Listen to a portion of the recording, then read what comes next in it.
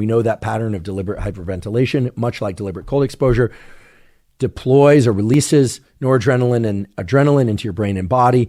And we know from this study entitled Voluntary Activation of the Sympathetic Nervous System and Attenuation of the Innate Immune Response in Humans, showed really nicely, I think, that if people are injected with E. coli, right, a bacteria, it's actually, they did this through endotoxin injections, people got really sick. They'd get, feel like they had the flu, they vomit, diarrhea, get a fever, etc.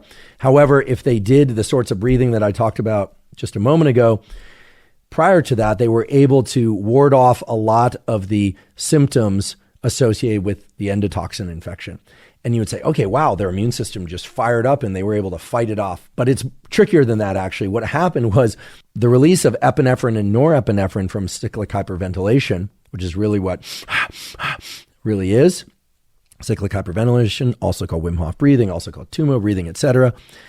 That actually had a suppressive action on certain arms of the immune system in a way that allowed people to avoid symptomology such as fever, nausea, etc.